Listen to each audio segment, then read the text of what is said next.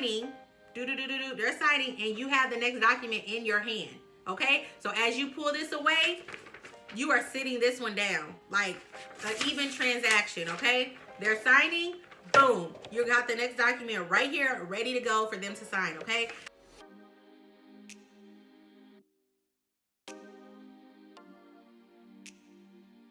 What's up, y'all? It's your girl, Ashley DonDrea, and I am back with another notary loan signing video for you today. So, as promised, I told you guys that I would make a video and let you know how I complete my signings in 20 to 30 minutes. But today, I just want to tell you guys some of the ways, some of my verbiage on how I explain certain documents, and then pretty much tell you how I prep, and so that I can just let you know, kind of the fastest way for me, how I get through these signings in 20 to 30 minutes, okay? Now, I do also want to say that if this is your first time on my channel, welcome. And if this is not your first time on my channel, welcome back, okay? So let's just get into this video, y'all, because y'all are here because your sis is about to drop some gems for y'all, okay? And why? Because we are going to stay booked, blessed, and busy. All right, y'all. So I do have some notes down here. If y'all see me looking down, it's because I got notes. But just bear with me and stay with me for, this video, okay? But the very first thing that I want to talk to y'all about, and I'm not even going to touch on this subject for a super long time, but the first thing I want to tell you is you watching this video because either you're getting ready to be a notary loan signing agent, you're already a notary loan signing agent, you're just starting out, or you have everything and you just kind of want to get some background on actually being a notary loan signing agent. But I am in these different Facebook groups, okay? And I see people asking questions on how to fill out a general notarization form. Like, before the word loan in loan signing agent, before the word loan, it is notary. You guys, we are a notary public first. We are a commissioned notary public first, okay? So just remember that you are a commissioned notary public. So before you even get into actual loan documents, you need to make sure that you know how to fill out an acknowledgement, a jurat, a witness form, even an affidavit. Like, you need to know how to fill that out. You need to learn the verbiage for your state so that you can properly fill those out, because that is what will get you in trouble in the long run. If you do not know how to fill these out, you will be coming back. People will be sending you stuff back, and we just don't want to get into that. Now, basically, the reason that I'm telling y'all this first is because throughout a loan document package, there are multiple notarizations in there that you have to complete as a notary public, okay? Not as a loan signing agent, but as a notary public. So you need to know how to fill those out. Now, not every state requires you to actually take a course on knowing how to fill out general notarization forms. So the NNA does have, they do have a course that you can take, which is called, I have it here on the wall, it's called Notary Essentials. Now here in Indiana, we had to take the test. Like, we have to know how to fill out a general notary form before we can even be commissioned. So I'm telling you all of this just to say that if your state does not require you to do some sort of training to be an actual notary public, then go to the NNA website and take that course. I don't know how much it costs. It's not even $100, like 40, 50 bucks. It will benefit you, okay? Because you need to know how to fill out a general notarization. Now, the first thing when you actually get to a signing, you need to get their driver's license. You need to look at the driver's license. Number one, make sure that the photo on there matches the person who's actually sitting in front of you. You need to make sure that it has their address and all that information on there. And you need to make sure that it is valid. Now, I'm not sure what other states' requirements are, but for the state of Indiana, they can have a driver's license or an identification card that is expired, but it cannot be expired for more than 3 years. So I'm checking the signer's driver's license ID card to make sure that it is valid, or if it is expired, it's not expired more than 3 years. And let's flip. I'm gonna get to a blank page. And I'm filling in my journal, y'all. But remember, they're only signing, look at me, they're only signing right here, okay? So everything else is for you to fill out. So if you got time and you actually don't want to fill everything in, just have them sign the journal. Put their address in. You have their driver's license, and remember, you're supposed to send a copy of the driver's license back with the document, so you had that copy of it. So, just fill in their driver's license number, I always put the driver's license number, their date of birth, and when it actually expires. Especially if it's like a husband and wife, you want to fill in the driver's license information. But as far as their address go, just put the address in city and state and zip for one of them, because they both got the same information.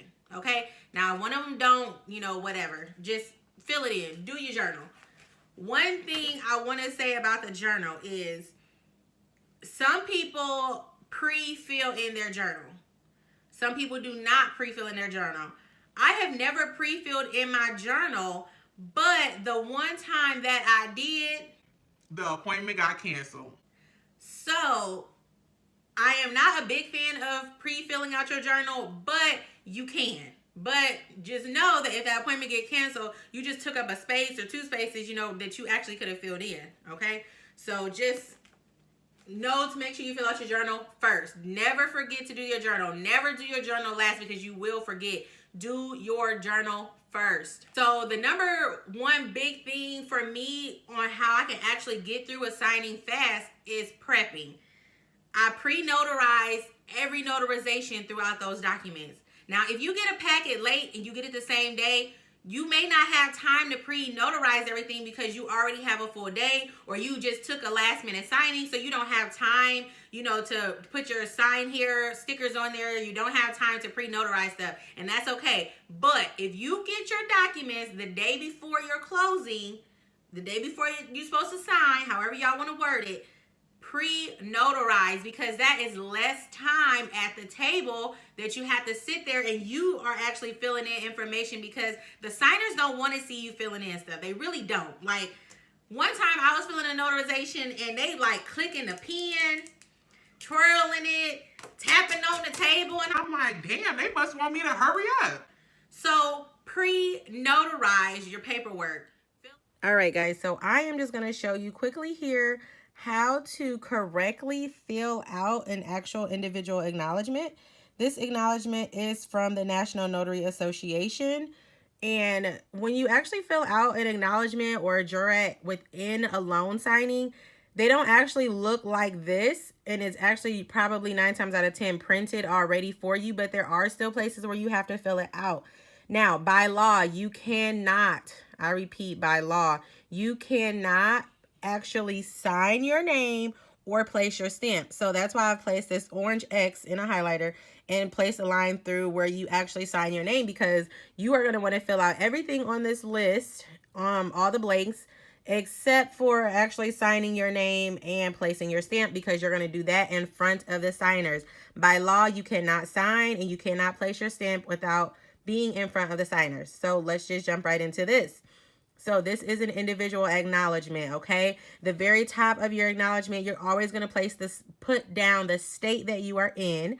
I am in Indiana. You're going to put down the county where you are actually in when this acknowledgement was actually filled out, okay? So the county that you are in when you actually fill this out. If you are 30 minutes away from your house, 45 minutes away from your house, that is the county that you need to place there. If you are not aware of what county you are in, ask the signer. They know what county they live in. 9 times out of 10, you're at their house, right? So they know what county they live in. So anyway, you're going to do the state. You're going to put the county that you're in. And then it says, on this, the day of blank, blank, before me, blank, the undersigned notary public personally appeared, blank. So let's start with the date, because that's what goes in these blanks. We're going to put the day, we're going to put the month, and we're going to put the year, okay? Whenever you see these words that say before me, okay, you guys see that? Before me. Whenever you see the words before me, it is always your name, okay? Remember that. Whenever you see the words before me, it's always your name. Sometimes you may see before me and it may not even have a space for you to put your name. Don't worry about it. But if it says before me blank, It is what? The name of the notary public, your name, okay? You are there as a notary public before you are there as a loan signing agent. So before me, you put your name. I just put Ashley Smith, and it will be your name, like I said, and then you put the undersigned notary public, personally appeared. Personally appeared is the person who's signing, the person who is there in front of you who gave you their ID. They personally appeared in front of you, okay? Name of signers. This is why I actually love this acknowledgement and the jurat from the National Notary Association, because they literally tell you how to fill this out, okay? So personally appeared is always the name of the signers. And then usually in your loan documents, it doesn't give you the spot to check whether they personally were known to you or if they prove like by who they are with their ID. But on this one, it does. But anyway, usually you just put their name and then boom, boom, boom. They acknowledge the execution of this document is usually what it will say. Okay. Now, down here, like I said, where it says for you to sign, where it says for you to sign the signature of the notary public, you do not sign, you do not stamp, okay? You sign and you stamp when you are actually in front of your signers at the table signing their documents, okay? Underneath that, you can print your name, and you can also place when your commission expires. That's okay. You can print your name and place that. Just don't sign and don't stamp, okay? So state of Indiana, county of Adams, on this, the 10th day of March, 2021, before me, my name of notary public, Ashley Smith, the undersigned notary public, personally appeared, Jane Doe, name of the signer. Personally appeared is always the person who's signing. And then you would check one of those boxes and fill everything else in. This down here says optional, so I'm not even worried about that. It only says if you're performed in the state of Arizona, which I am not. So I don't usually fill that in, but 9 times out of 10 when I'm out doing general notary work and I fill out one of these, I actually do fill this out and put down the title of the document, the date of the document, and how many pages it was. I actually do fill that in. It's not required, but I just do it. So there you have it, guys. This is how you fill out an individual acknowledgement. Whenever you see one and it just says signed and sworn before me, that's a jurat, okay? Signed and sworn is always a jurat, but this is an actual individual acknowledgement. So I hope if you guys did not know how to fill out an acknowledgement, now you know. Boom. Make sense? I hope y'all following along with me. So you are going to have your own verbiage when you are actually sitting at the table with the signers and completing a loan signing. Now, I got the verbiage sheet from Kendra, and I looked over it, and I actually used some of her verbiage when I first started out, but I kind of found ways to explain things easier for me, and even now, being with the title company, I learned new ways on how to explain things as well. So I'm just going to show you just a few like main forms that I can give you some good verbiage with. Now, when it comes to like the signature name affidavits and things like that, you know, hey, this is your signature name affidavit. This is just saying that you are one and the same person. You know, if it has other names on there that they may have gone by, or, you know, that came up when they did their credit report, when they ran their credit report, you know, some papers, they want them to actually sign how their name is printed on every single line, and some don't. So just make sure you fill it out how it states to have it filled out, okay? So one of the number one things that you want to make sure that you actually say to the signers before you even get into the documents is that I am here merely as a loan signing agent to present the documents to you and have you sign, and then I'll return them. I can tell you what you are signing, but I cannot tell you why you're signing it. I can tell you what you're signing, but I cannot tell you why you're signing it. One more time, I'm going to say this, guys. I can tell you what you're signing, but I cannot tell you why. I can give you a brief description of the document, but I cannot tell you why you're signing the document. The more and more that you guys actually get into these documents, you're going to come up with your own verbiage, okay? First thing, I'm just showing y'all these papers because I don't know how to actually get it like up on the screen. Like, I know how to do a picture-in-picture, but let's just go with it. So this first one here is the notice of right to cancel, okay? Y'all see that? This is a notice of right to cancel. So with the notice of right to cancel, you're basically just going to say, this is your notice of right to cancel. Legally, you have 3 business days that you can cancel on this loan. If you do choose to cancel with the loan, the form actually explains to you how to cancel. Okay, you don't need to go into telling them how to cancel because the form tells them how to do that. So, but you're going to tell them, you know, the form tells you how to cancel, but today we're just going to acknowledge receipt of me actually giving you this form. Okay, because if you see right there at the bottom, it says acknowledgement of receipt. And this is where they're going to sign. They're going to sign there. They're not going to sign where it says I wish to cancel. They're signing where it says acknowledgement of receipt, and then you're going to put the date on there. You can either let them date it or you can date it yourself. And the signer is actually signing their name on here on their first document or whichever document that you're on. When they're ready to sign, you need to make sure that you got the next paper ready to go. Okay? They're signing, they're signing, and you have the next document in your hand. Okay? So as you pull this away, you are sitting this one down like an even transaction. Okay? They're signing. Boom, you got the next document right here ready to go for them to sign. Okay, like the small talk, no, you can do small talk if you want to, but it's gonna just cost for more time at the table, and you're trying to get in and get out, get in and get out. Now first, this is the auto settlement statement. Now this form, I got some little stickies on it because this is the actual real form, and so I wanted to cover up the signer's name because I don't have software on my computer where I can put in Jane Doe or signer X signer 1 signer 2, so this is a real form. But when you're explaining the auto settlement statement, now you can either do the auto settlement statement first or you can do the closing disclosure. I get a lot of forms and the auto settlement statement is like the very first page. So when I explain the auto settlement statement, I just say this is your auto settlement statement. Over here is a breakdown of your credits and your debits. Right here is your new loan amount. Here are your loan charges. Here is your impound. Your impound is your new escrow account. Here are your title charges and the escrow settlement charges. Right here is your government recording and transfer charges. And over here are your payoffs, okay? Right here at the bottom of that, whichever space that it's in, once they pay or once they get their refund back, the credit and the debit is going to equal to be the same. So my verbiage, what I would usually say when I get to the end is, you know, once you get that refund back of $102, that's going to make your credit and debit equal out to be the same. And if you are okay with this form, hold on. And if you're okay with this, you're going to sign here. Closing disclosure. Everybody knows what a closing disclosure looks like, okay? When I'm explaining the closing disclosure, all I say is, this is your closing disclosure. You should have already received a copy of this. Here are your loan terms. Here is your projected payments. This is going to be your new monthly payment with escrow and taxes. Down here is the cash to close. The last page of the closing disclosure, this is where they're going to sign, okay? They sign, they date, or you date because it's already predated. Here is your note. Your note is the borrower's promissory to pay. Here is your loan amount, your interest rate, and your first payment is due on April the 1st. I do like to point out on the note that for people that you have between the 1st and the 15th to actually pay on your loan. Now, even though it's due on 1st, okay? But they have between the 1st and the 15th to pay on the loan before they accrue interest. So I always like to point out that portion in that section that lets them know, it's usually on the second page, that lets them know that they have between the 1st and the 15th to pay. And if they don't pay by the 15th, they're going to accrue either 4 or 5% interest on top of that payment that's due for that month. So once I tell them that, I usually say, everything sounds good to you? You're going to sign here. And then I just point.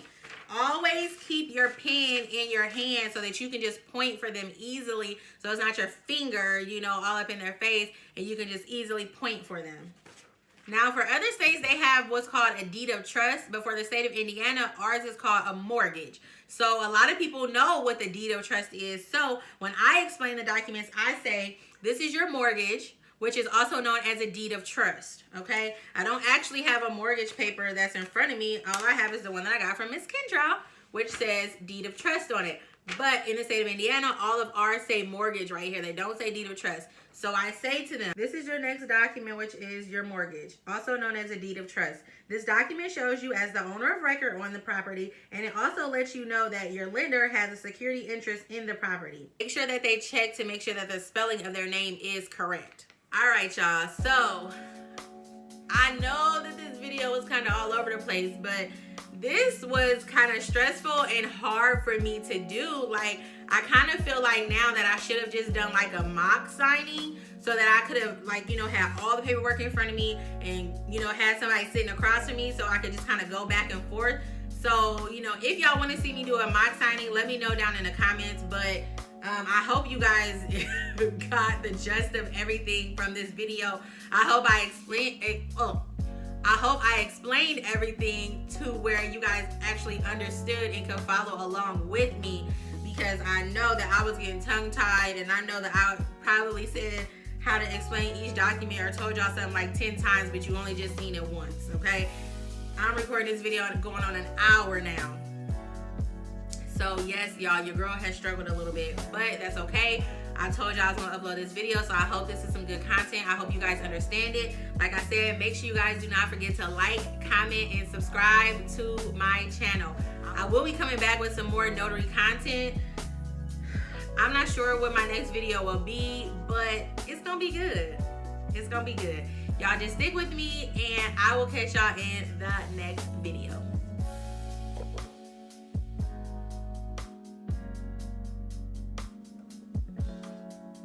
Y'all, I keep messing up and I'm getting tongue-tied. Y'all, this was a lot harder than what I thought this was gonna be. To tell y'all how I actually do signings in 20 to 30 minutes.